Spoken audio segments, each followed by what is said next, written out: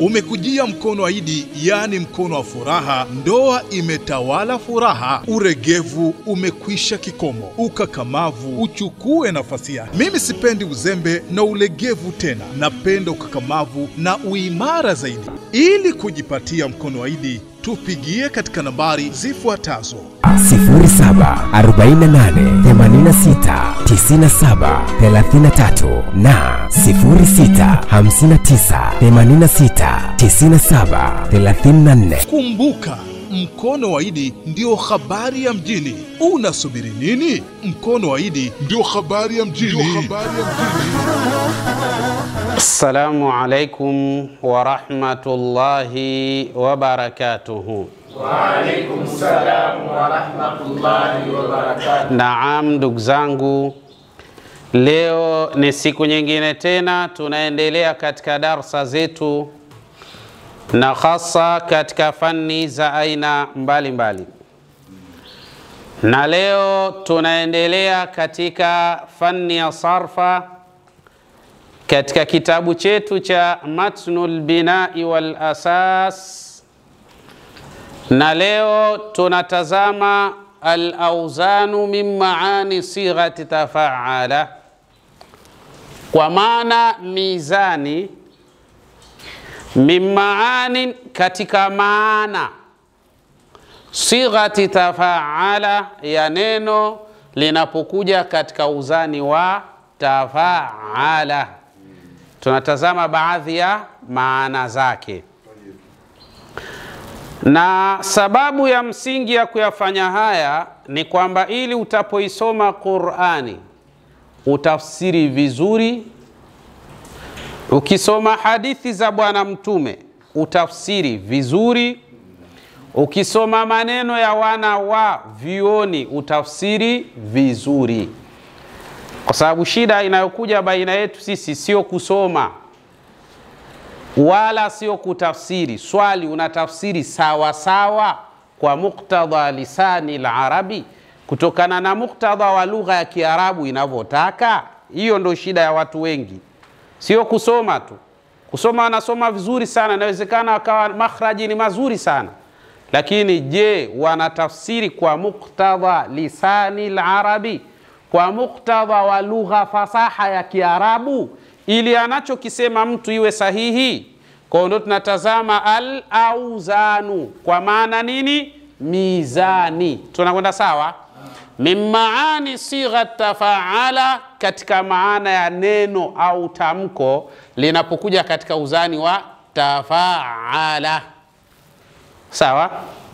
Tafaala maana yake alifanya hiki baada ya yani amefanya vitu katika hali za namna. Sasa miongoni mwa uzani unapokuja katika maana, yani maana za uzani wa namna hii, moja inaweza kuja al-mutawaa, ikaja kwa lengo la mutawaa. Sawa? Wa huwa al-aslu fil istikhdami, nayo ndo asli katika matumizi ya neno tafaala, au lilio katika uzani wa tafaala.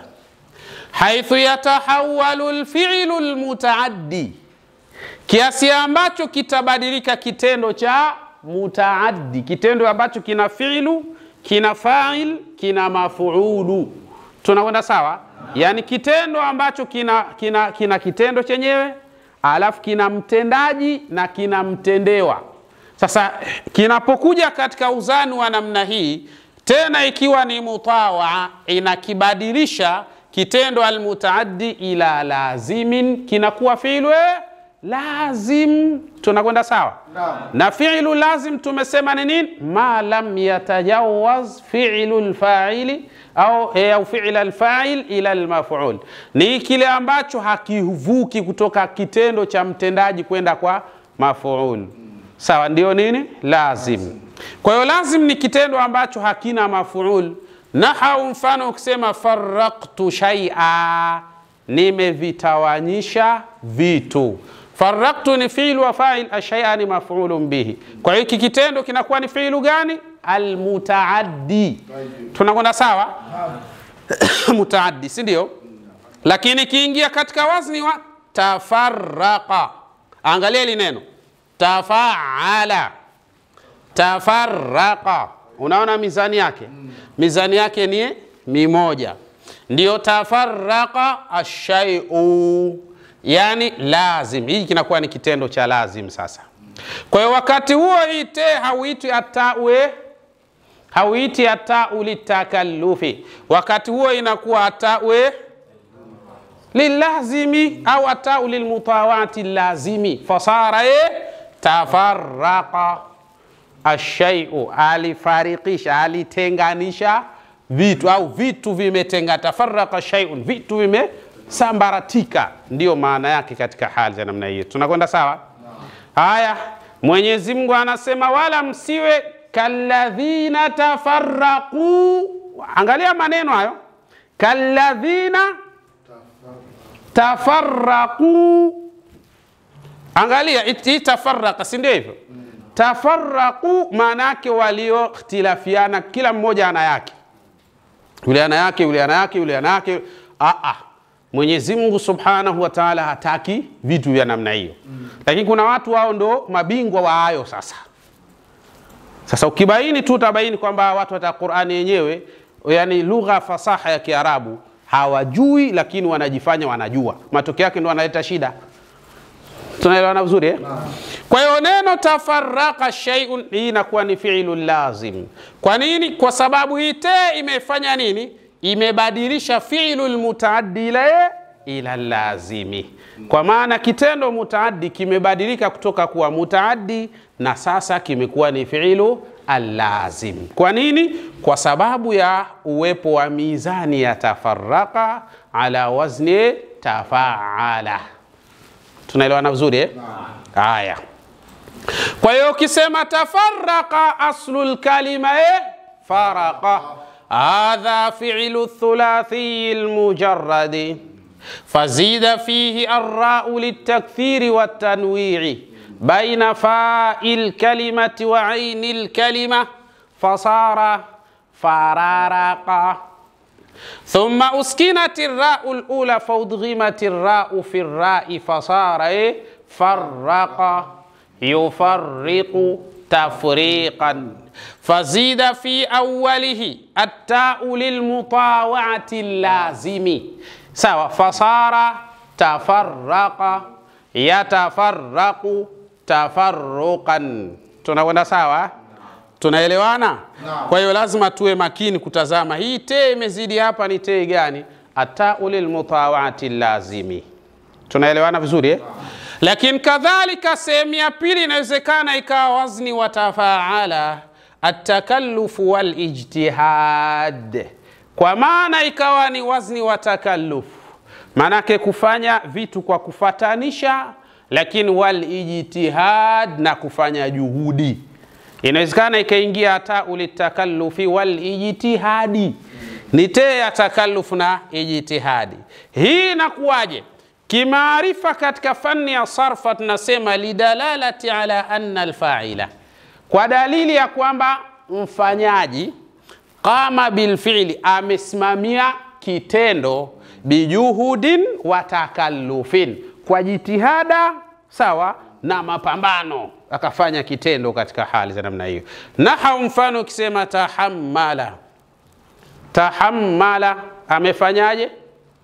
Amevumilia. Sawa? Unaelewa maana ya kuvumilia? Kuvumilia maana yake unajikaza yani. Unaweza ukafanya tukio tofauti na kule kuvumilia, lakini unajikaza tu na komaa. Ndio inakuwa tahammala, maana yake atakallufu wal ijtihad, ni kujitahidi. Hakuna mtu anayevumilia eti ukasema kaweza kuvumilia, hawezi, bali anafanyaje? Anajitahidi tu. Kitendo cha kuweza kwenye uvumilivu hamna. Kwenye uvumilivu kuna kujitahidi. Ndio anasema uvumilivu umenishinda bana, maana yake juhudi zake zimeishia pale. Tunaelewana vizuri eh? Kwa tahammala, alivumilia sana. Hili baada ya lile likitoka hili linakuja, lakini yumo tu. Ndio anaitwa atawe litakallufi wal ijtihadi, yani te ya takalluf pamoja na ijtihad. Sasa mtu asiwe anakusomea aya au anakusomea maneno ya mtume, anakusomea maneno ya masahaba au maneno ya wana wa vyoni, alafu ukimuuliza hiyo te imeingia hapo kwa misingi gani, nakwambia hakuna, tunataka sheria hapa. Jua kabisa hilo jitu hamna kitu hilo, kwa sababu huwezi hiyo sheria yenyewe ukaipata kwa usahihi wake kama tafsiri zako za ovyo ovyo.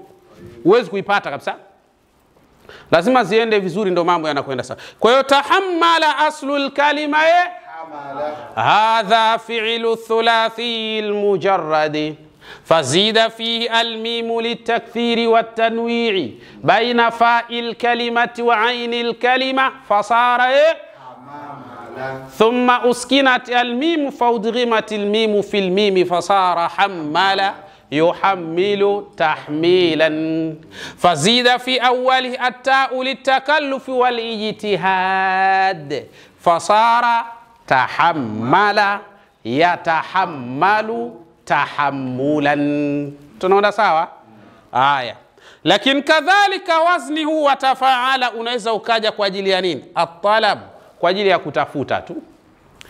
Mfano tunasema kwa mujibu wa watu wa sarfa wanasema lidalalati ala anna alfa'ila, inapokuja hii talab kwa ajili ya dalili ya kwamba huyu mfanyaji yatlubu shay'an ma, anatafuta kitu fulani. Sawa? Naha mfano kusema ta'allama, ametafuta maumivu mwenyewe. Yani anakuja mtu anataka kupigana, na yeye mwenyewe anajiona kabisa uwezo wa kupigana hana. Maana yake huyu anaitwa nini? Ta'allama. Kayatafuta mwenyewe. Ndio maana yake. Sasa hii te inaitwa tawe litalabi, te ya kujitafutia mwenyewe.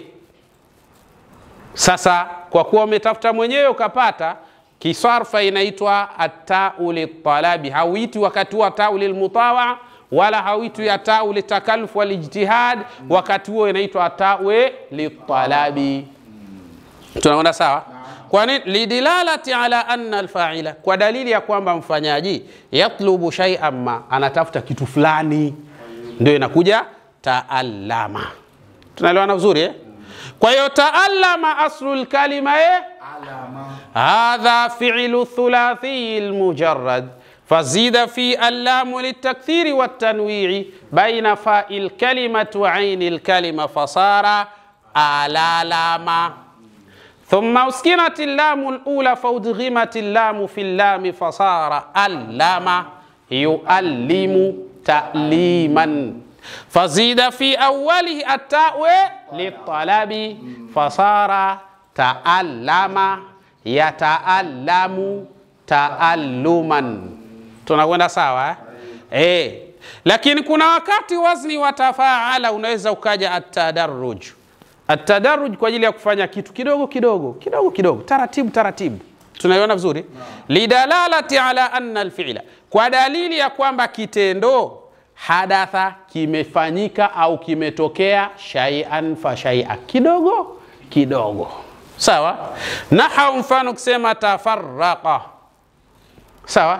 Tafarraqa manake wamefarikiana kidogo kidogo, wametengana kidogo kidogo. Huyu anajiweka pembeni na mwingine anajiweka pembeni, anaepusha msongamano. Huyu akisema hivi na mwingine anasema vile, ndio tafarraqa. Sio kwamba kuna mmoja naye anakaa kimya, kila mmoja naye anachukua action yake, ndio inakuwa tafarraqa. Sawa? Tabawala. Sawa? Tabawala, amekojoa kidogo kidogo mpaka nguo ikaroana. Ndio Waswahili wanasema mkojo mdogo mdogo unafanyaje? Sasa ndio at-tadarruj hiyo sasa. Kwa hiyo kiingia hata ulitadarruj maana yake ni matendo yanafanyika kidogo kidogo mpaka unakuja kutamaki hivi, mambo yameharibika. Kwa hiyo wazni wa tafaala kuna wakati unakuja litadarruji. Tunaelewana vizuri kwa ajili ya kufanya kitendo kiwe kinafanyika kidogo kidogo, taratibu taratibu, ndio maana yake. Sawa? Tadarruji kiingia lidalalati ala anna alfi'la, kwa dalili ya kwamba kitendo hadatha kimetokea au kimefanyika shay'an fa shay'a, kidogo kidogo. Nahau tafarraq, walitengana kidogo kidogo. Unaona sasa hivi kuna watu wamefanya tafarruqu. Tafarruq maana yake katika Uislamu watu wameingiza, sasa kumetokea kitu kinachoitwa tafarruq. Sawa? Mtafaruku. Ukisikia mtafaruku maana yake huyu analeta tofauti yake kidogo, na mwingine naye analeta tofauti kidogo. Yule analeta kidogo, matokeo yake sasa tofauti zikawa kubwa, baada ya kuwa zilikuwa zinaingizwa kidogo mpaka zimekuwa shida sasa. Kwa lazima tuwe makini katika kuyatazama haya. Kwa neno tafarraqa aslul kalima hadha fi'lu thulathi almujarrad fazida fihi ar-ra'u litakthiri wat-tanwi'i bayna fa'il kalimati wa 'ainil kalima fasara fararaqa. ثم أسكنت الراء الأولى فأدغمت الراء في الراء فصار فرق يفرق تفريقا. فزيد في أوله التاء للتدرج فصار تفرق يتفرق تفرقا. sawa. Kwa hiyo ndio mizan katika baadhi ya maana ya sigha ya tamko linapokuja katika wazni wa tafaala, inaweza kuja litadarruji, inaweza kuja litalabin, inaweza kuja litakallufi walijtihadi, inaweza kuja lilmutawati lazimi. Sawa, na mfano wa hayo na mengine mengi tutayaona katika darsa zijazo. Kwa hiyo haya ndio mambo ambayo natakiwa watu wasome na wajue. Sio mtu anakuambia tu sawa, mekaa. Nani sawa maana yake anakuambia amekaa? Maneno ya uongo kabisa hayo. Na wanapandikizwa watu katika mapandikizo ya uongo, alafu na wao wanashika ule uongo ndio elimu yenyewe. Basi mtihani mkubwa, dunia imekuwa na machafuko mazito kwa kweli. Kwa inshallah, jambo la mwisho kabisa niseme ya Rabbi, na kuomba warehemu wazazi wetu pamoja na mashekh zetu. Ya Allah, haya tunayafanya Mola wetu ikiwa tunapata thawabu, ya Rabbi tunakuomba thawabu zetu wapelekee wazazi wetu pamoja na mashekh zetu, kwa kuwa wao ndio chachu ya sisi kuyajua haya, kwa hurma na utukufu wako ya Allah ya Rabbal Alamin. Assalamu alaikum wa rahmatullahi wa barakatuh. Umekujia mkono wa Idi, yani mkono wa furaha. Ndoa imetawala furaha, uregevu umekwisha kikomo, ukakamavu uchukue nafasi yake. Mimi sipendi uzembe na ulegevu tena, napenda ukakamavu na uimara zaidi. Ili kujipatia mkono wa Idi, tupigie katika nambari zifuatazo: